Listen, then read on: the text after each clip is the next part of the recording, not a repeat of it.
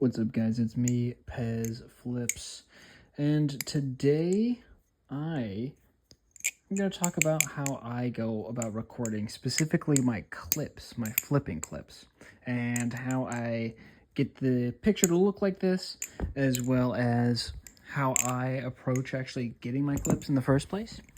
So first things first, you might be thinking, why the banding? That's because it's soaking wet outside. And also, what's the knife you're flipping? Well, this guy is the V2 Koenig, which is polished. So it's a little slippery, but it's got a V1 inked blade here. So I had two Koenigs, a V1 and a V2, and I took the blade from the V1, put it on the V2, and then I actually used the V1 alongside the Squiddy that I had, the Squiddy XL, as well as one of my replicants to get a very special something that will be coming in the mail shortly. But that is not the point of the video. The point of the video is to talk about what I do to get my clips to look like the way I do. So first things first, we'll go over the specs. So I have an iPhone 15, not the Pro, just the 15. And you could do this really on, from my understanding, basically every iPhone, modern iPhone, even like an iPhone 11 or something like that, because what you're trying to look for is using software to control your shutter speed. So I'm sure you've probably heard this before, and if you haven't, usually if you want your frames to be choppy like this, where you get more clarity in the motion, you go for a higher shutter speed. Now, you can change the shutter speed, and that's going to change how much light is being entered into your camera's sensor, right? So if I lower my shutter speed right now, you'll see that while it's much brighter, you lose that clarity of motion. And I think some people could definitely prefer this as like a way that they want their flips to look, but I personally find that as you move up, you get a little bit more clarity to your image.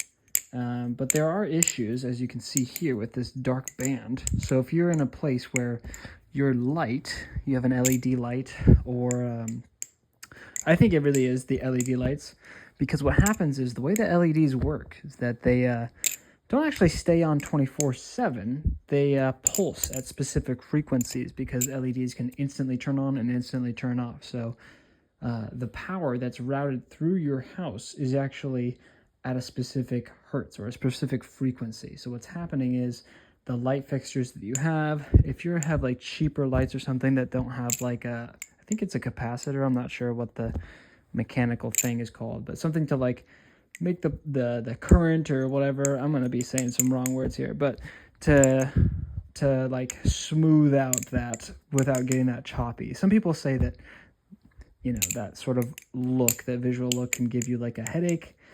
I personally don't. I actually think that that's what makes flipping IRL look really cool, is if you have that sort of choppy lighting. It's almost like a strobe effect.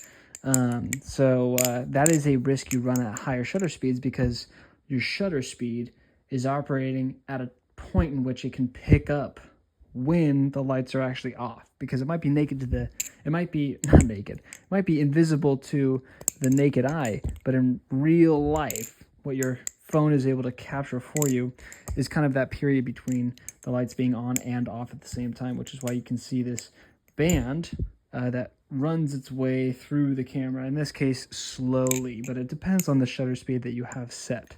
So that's something to keep in mind.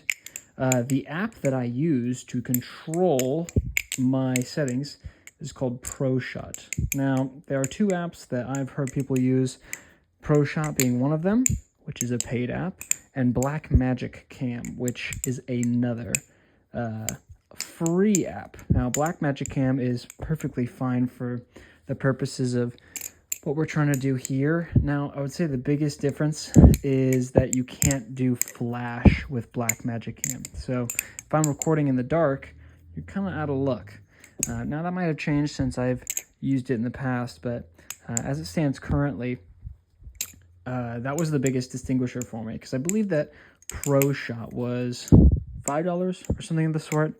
And, you know, it sucks to have to pay that money to you know, be able to use the flash and change your shutter speed and stuff. But for $5, for me personally, that's not that much of an investment, especially considering that I do have like the YouTube channel, and it's also just very convenient to be able to control the flash. Now, one key thing that I would suggest that you do on both is that you want to eliminate or turn off the setting for motion stabilization, because what stabilization does, at least in the instance of this image on the phone, is it's a digital stabilizer. I mean, there is some degree of hardware stabilization going on in the actual camera itself, but the stabilization, how it's done digitally, is they'll artificially crop the image that you have and basically use the extra real estate, the extra space that they have on the sides of the frames to kind of use as a cushion to keep the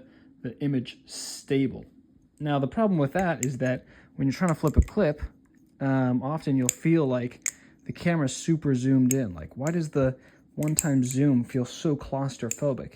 And on default iOS, that is the case, because that digital stabilization is on by default. And if you turn on action mode, it actually makes that problem even more pronounced. And action mode is kind of the roundabout way, at least on the default settings, to achieve that higher shutter speed, which you'll be, if you're flipping inside, you'll, realize that that's difficult because you will not have enough light. Now, it will turn on your flash if the light is too low, and I guess you could still change that within your camera settings, but this just gives you more fine-tuned control over a lot of those different variables, as well as pulling your focus in a bit more of a normal, or I guess easier, simpler way. Now, the other thing I like to do is I have a consistent way in which I hold my phone. Now, let's walk to the mirror, shall we? And here I am, hello. When I hold my phone, I hold it like up here next to my shoulder, and I hold it off to the side. And you'll see my hands, I can hold it down at an angle kind of like down here. So relative to my body, it's next to my shoulder, and I can just pinch my elbow here. And then I can just hold this frame. So it's off on an angle so I can still actually look at my balisong. And if I wanted to, I can kind of do this like soft focus with my left eye, in which when I'm flipping, I can like kind of go in and out of seeing what is actually flipping in front of me and what I can see to the side. Now, the issue is, those of you who are OGs of the channel know that if you're trying to film a YouTube video, the problem that you run into is that the microphone is like literally right next to my face. So then you can hear all the sorts of lovely sounds that my voice happens to make, such as heavy breaths or exhales or laughs being blown out. So that is a consequence. But when you're trying to film a clip, it doesn't really matter too much. Yeah, I would say my approach from there is that I have a camera with a lot of memory. I offload my photos onto Google Photos, so I have a pretty empty physical camera roll, so I don't take up a lot of memory. And I will sit there and record and just try to hit a clip over and over and over. And then when I go back, when I trim that clip, the key thing that I do on iOS is that it'll give you two options when you're cropping a video. You'll have one option that is to save the video as is, and the other option is to save the video as a clip. Now, there's a big difference there. One, you will maintain the original timeline. Now, if I am filming a clip that I've been trying to do for 10 minutes, for 30 minutes, that's a lot of memory. So, I would recommend that you clip it as a new clip so that you can delete the old one, because you're not going to need it anymore. You don't need those older takes because those were all unsuccessful, runs, I guess, to try to accomplish the clip that you're trying to hit. You don't need those clips, so you get rid of that and you free up some space. And you'll find that if you are trying to hit multiple clips in one session, you'll realize that you definitely need the memory for it. Let's see. The only other thing I can think of is when sometimes I find myself dropping the balisong a lot, and that's a key point of actually looking at the balisong. When you get comfortable with the grip of like how you're holding your phone and such, getting in the habit of actually just focusing back on what you're actually flipping and try to look past the phone, not thinking about the phone being there and being more active with what you're actually flipping. Sometimes, yes, you might miss the clip because of your framing, and that's just an experience thing because you'll get a physical feeling. But also, if you need to check in the middle of a clip, remember, you can unfocus one of those eyes onto what is in front of you onto the side and kind of check your framing to make sure that you're still actually in the correct spot. Yeah, that's about it for the video today. Yeah, this is the Koenig.